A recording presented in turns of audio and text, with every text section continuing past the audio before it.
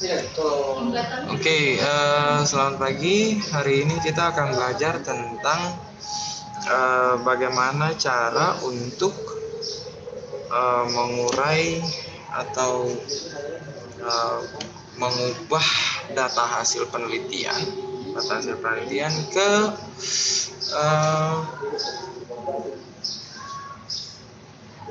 ke komputer yang bisa dibaca di komputer.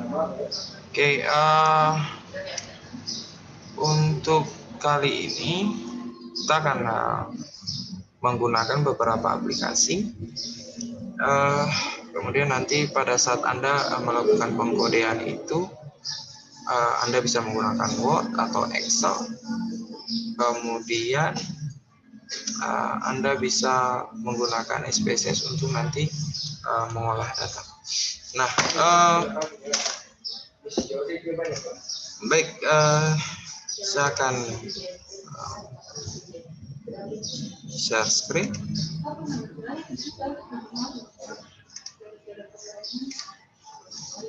Oke, untuk kali ini, kita akan menggunakan aplikasi.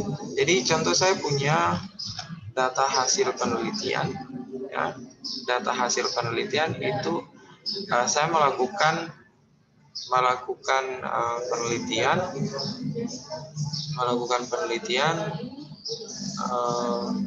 menggunakan Google Form, contohnya seperti itu ya. Saya menggunakan Google Form. Kemudian di sini saya ambil contoh. Saya punya ada beberapa hasil penelitian yang saya akan gunakan contoh. Ada jenis kelamin, ada status pernikahan, ya. Kemudian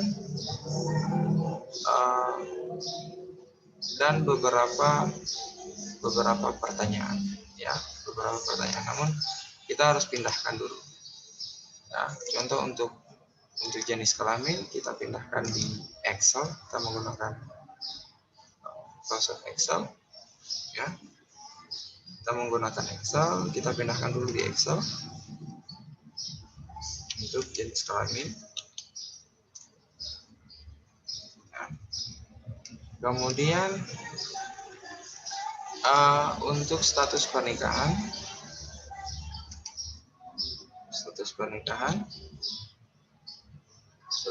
kita pindahkan lagi di Excel. Oke.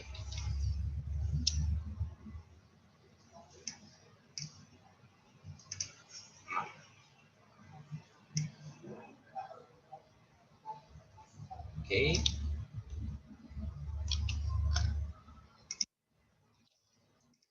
Pindahkan di Excel. Nah, kemudian ada beberapa pertanyaan yang kita ambil dengan pilihan ada iya dan tidak, ya. Ambillah beberapa untuk iya dan tidak. Oke.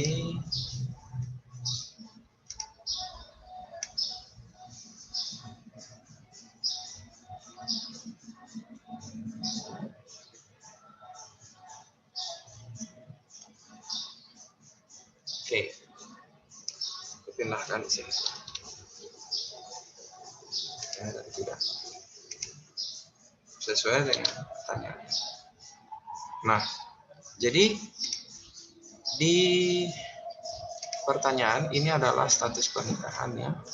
Nah, kemudian ini ada pertanyaan 1, 2, 3, 4, 5, 6, 7, 8, 9, 10, 11, 12, 13, 14, 15, 16. Jadi di sini ada 16 pertanyaan. Ya. 16 pertanyaan.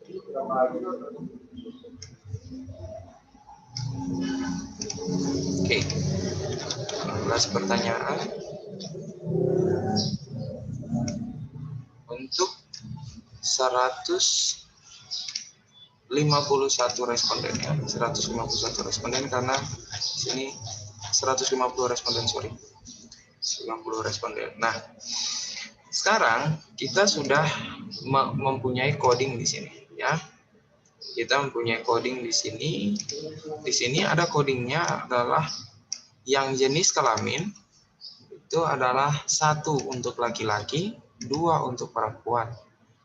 Status pernikahan 0 untuk belum menikah, 1 untuk yang sudah menikah. Untuk kuesioner yang tadi sudah ada 0 dan 1 ya, 0 dan 1. Untuk 0 untuk tidak, 1 untuk ya. Nah, sekarang bagaimana kita kode. Jadi ketika Anda masuk di dalam aplikasi yang akan kita gunakan adalah SPSS, maka nanti untuk pengkodeannya itu harus menggunakan angka, tidak menggunakan huruf. Nah, bagaimana caranya? Pertama, kita di sini sudah punya coding, ya. Kita di sini sudah punya coding. Codingnya di sini adalah untuk jenis kelamin 1 untuk laki-laki. Nah, jadi nanti kita gampang, kita tinggal ini laki-laki, kita copy, kemudian kita replace. Nah, replace untuk laki-laki dengan kode 1. Nah, replace all. Secara otomatis yang laki-laki sudah akan berubah menjadi 1. Kemudian perempuan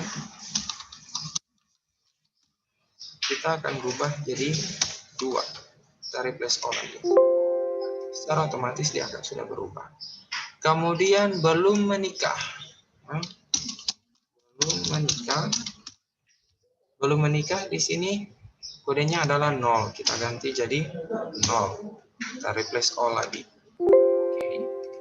Kemudian yang sudah nikah, kita ganti dengan kode 1. Kita replace all lagi. Oke. Sekarang untuk tidak. Untuk tidak kita kasih kode 0. Kita replace all. Secara otomatis akan berubah. Dan untuk ya kita ganti 1. Replace all.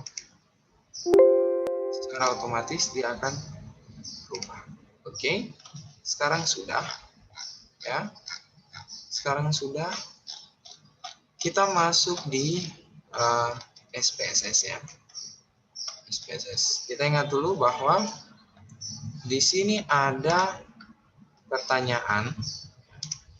Di sini pertanyaan ada, sebentar dulu.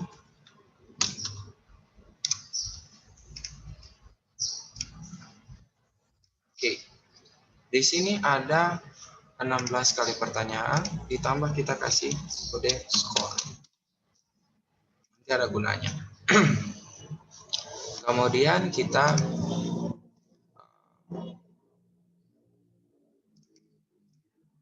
di sini skornya berapa? Oh, skornya 11. Kemudian kita set. Oke. Ya. Ini skornya sudah ada. Sekarang kita masuk di SPSS. Masuk di SPSS. Nah, data yang kita punya ini, ya, data yang punya kita ini, kita akan masukkan di SPSS. Pertama, untuk yang jenis kelamin, ya, kita masuk di variable view, kemudian kita masukkan di sini. Jenis, kita kasih kode aja deh, JK. Jadi kalau seandainya masuk di name, itu tidak boleh ada spasi. Ya. Kemudian kita kasih 0 saja untuk kembali. Nah, sini kita 0 juga. Oh, sorry. Sini jenis kelamin. Nah, kalau untuk yang label boleh digunakan spasi. Nah, value ini yang tugasnya adalah kita memasukkan kode. kita memasukkan kode ini. Jadi masuk value. Kodenya apa? 1 untuk laki-laki. Ya, laki, masukkan add. Oke. Kemudian 2 untuk perempuan. Oke, kita oke. Nah, terus kemudian ada status pernikahan, ya. Status pernikahan underscore saja. Kemudian sini status di sini kasih kode adalah kuesionernya ya, 0 untuk tidak, 1 untuk ya.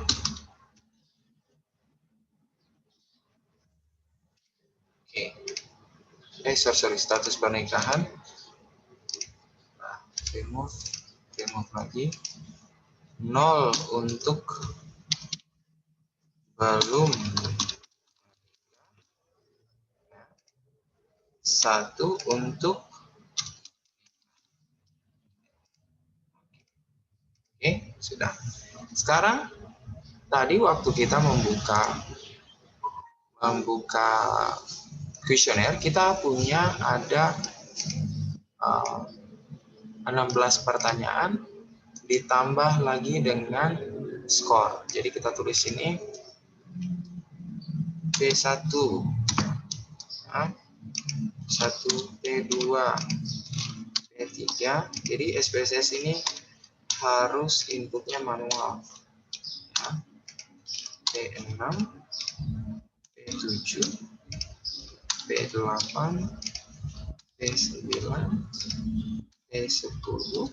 Ini P maksudnya pertanyaan. P11, P12,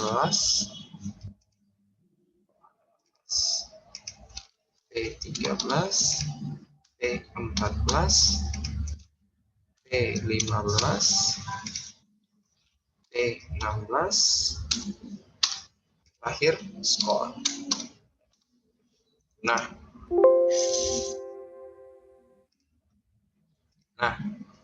kemudian kita masukkan semua untuk yang jenis kelamin dan status pernikahan. Nah, kita masuk di sini. Oke, kita copy. Ya, kita copy, kemudian kita masukkan di buka data view.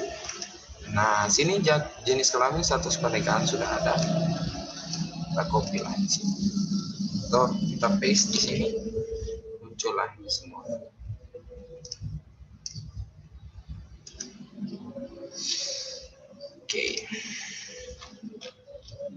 Oke, di sini sudah muncul ya status pernikahan. Nah, di sini nanti akan kelihatan tuh.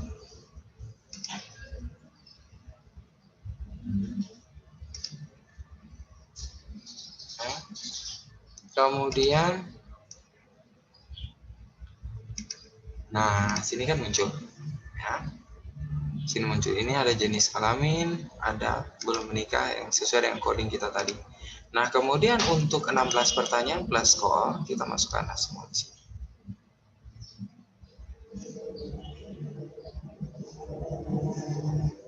Ya, copy lagi, pindahkanlah di sini.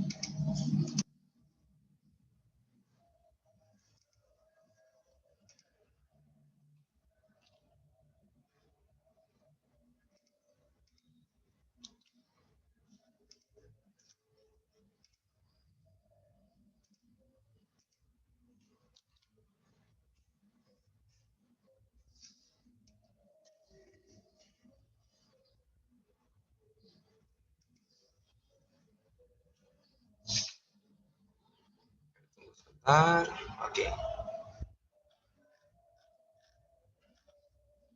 Muncul di sini.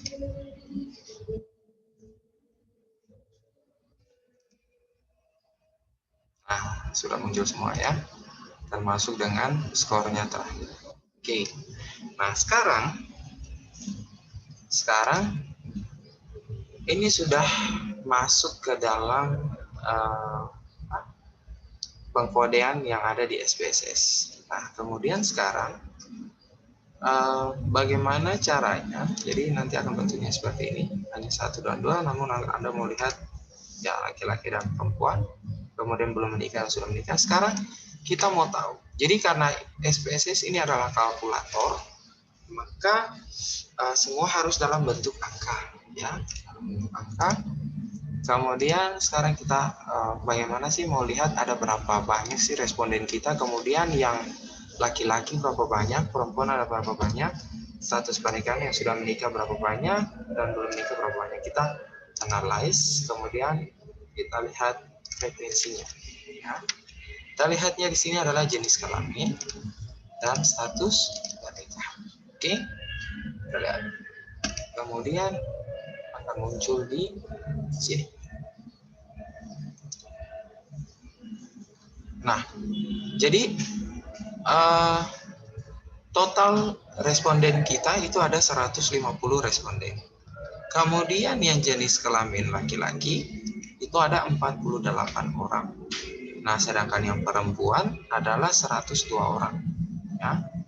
Kemudian untuk yang status pernikahan yang belum menikah, ya, yang belum menikah itu ada 147, sedangkan yang sudah menikah ada 3 orang. Seperti itu. Inilah hasil dari pengkodean kita. Nah, sekarang bagaimana caranya kita? Ya, bagaimana caranya supaya kita ini akan menguji validitas dan reliabilitas. Nah, kalau bicara soal validitas dan reliabilitas, maka kita hanya fokus pada kita hanya fokus kepada daftar pertanyaan dan skornya saja. Nah, untuk uji validitas dan reliabilitas itu ada tabelnya, ya, ada tabelnya untuk mencocokkan kira-kira valid atau reliable atau tidak. Namun kadang-kadang kita menggunakan saja yang dinamakan dengan valid dan reliable itu, untuk yang reliable kita menggunakan presentasinya harus lebih dari 0,05. Nah, kalau Anda melakukan penelitian harus kurang dari 0,05. Nah, berbeda dengan uji validitas dan reliabilitas. Nah, artinya begini, yang dimaksudkan dengan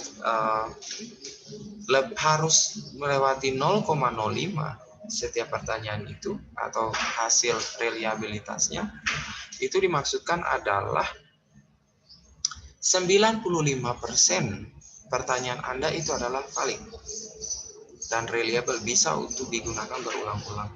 Namun jika dia kurang dari 95%, maka pertanyaan Anda itu dikatakan tidak valid atau tidak mumpuni, tidak bisa untuk menggambarkan apa yang akan Anda teliti. Ya. Nah, sekarang untuk melakukan uji SPSS, ya, untuk uji SPSS untuk validitas dan reliabilitas, ya, untuk reliabilitas. Sekarang yang kita fokus hanya ini, 16 pertanyaan plus dengan skor, ya, plus dengan skor.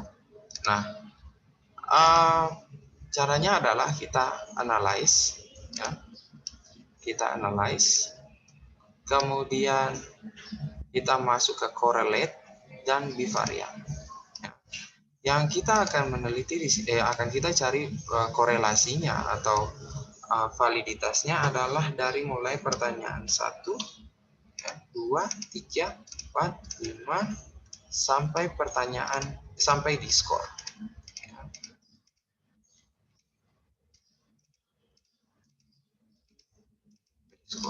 Ya, kita pindahkanlah ke sana. Nah, untuk correlation koefisiennya kita pakai persen, kemudian ujinya detail, flagnya nyala. Kemudian kita oke. Kita lihatlah hasilnya di sini.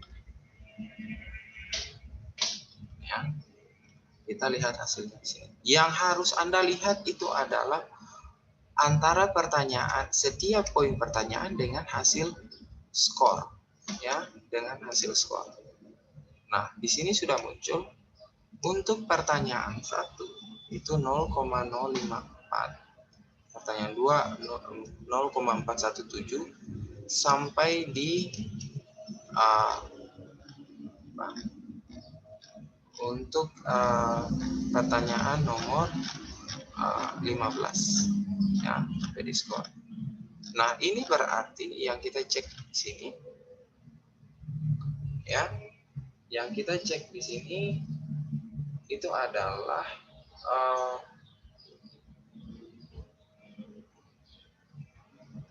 bagaimana setiap pertanyaan itu harus sesuai dengan setiap pertanyaan itu harus sesuai dengan tabel. Ada tabel khusus untuk tabel khusus untuk validitasnya, ya. Nah, kita akan ngecek di internet kira-kira untuk 16 pertanyaan, ya, 16 pertanyaan itu berapa sih nilai skornya. Katakanlah di sini kita cek, ya, katakanlah kita cek di sini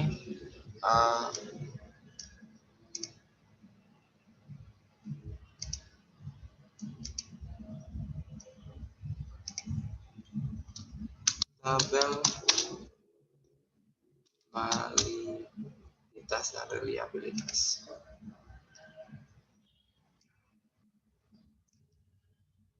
Untuk 16 pertanyaan itu kira-kira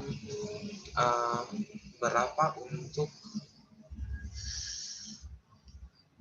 muncullah di sini. Oke. Nah, sekarang sudah muncul, ya.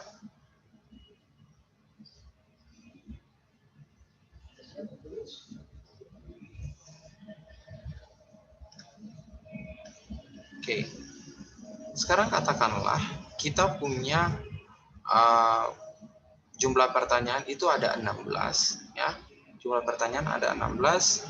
Kemudian untuk signifikansi 5%, signifikansi 5% adalah 0,497. Ya, berarti nilai signifikansinya adalah nilai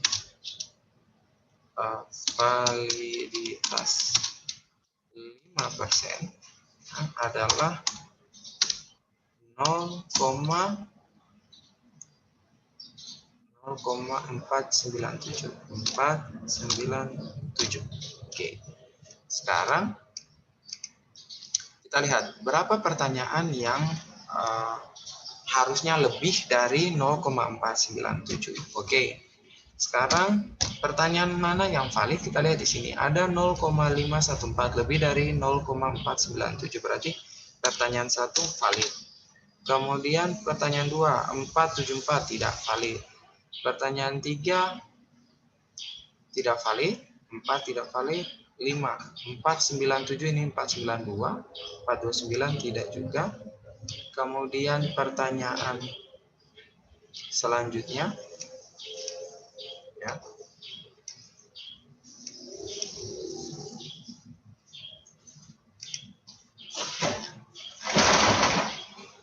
Di sini ada pertanyaan yang lebih dari 497, ada pertanyaan 1, kemudian pertanyaan 9, pertanyaan 1, pertanyaan 9, kemudian hanya pertanyaan 1 dan pertanyaan 9 yang valid, berarti hanya pertanyaan 1 dan pertanyaan 9 yang valid, sedangkan sisanya itu tidak valid. Nah, pertanyaannya begini, Pak, kalau seandainya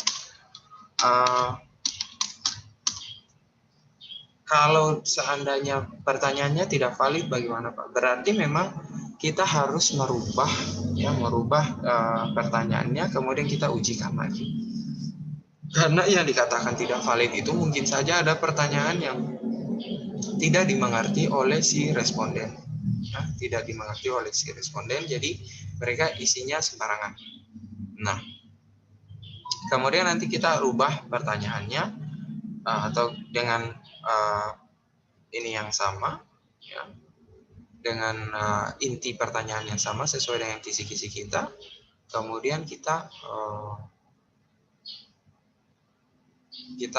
ujikan lagi, ya, di si responden. Nah, ini validitas sudah. Bagaimana dengan reliabilitas? Nah, untuk reliabilitas tadi saya sudah mengatakan bahwa kita tidak usah memperhatikan tabel yang tadi sudah kita tunjukkan di sini, ya. Kita tidak usah menggunakan tabel ini, ya, 497, ya, itu 16 pertanyaan.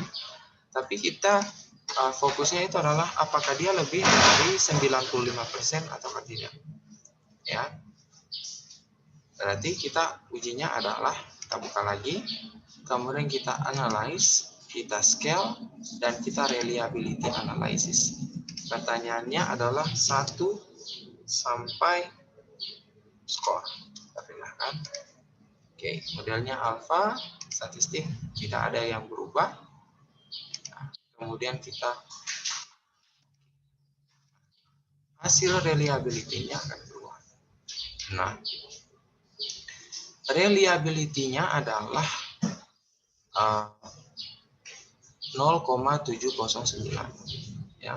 Reliability-nya adalah 0,709.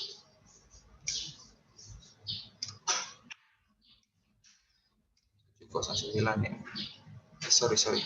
Tadi ada yang salah. Analyze, kita scale reliability, reset dulu. Kemudian kita skor tidak usah masuk. Ya. Kita oke. Nah, reliability-nya adalah 0,714. Berarti dikatakan bahwa pertanyaan-pertanyaan ini dia reliable, bisa digunakan lagi, tapi nggak valid. Jadi kalau seandainya memang Anda bisa merubah lagi pertanyaan-pertanyaan tersebut untuk meningkatkan nilai validitasnya, kemungkinan besar pertanyaan-pertanyaan tersebut bisa digunakan. Jadi bisa digunakan, reliabilitas ini kan bisa digunakan berkali-kali, berulang-ulang, ya. Jadi hasil reliabilitasnya adalah 0,714, ya, lebih besar dari 0,05, ya. Berarti dikatakan valid, ya, apa, reliable. Dengan reliable bisa digunakan berkali-kali. Oke, mungkin saja itu pertanyaan materi kita di hari ini. Silakan kerja tugas yang ada di bawah dan tetap semangat.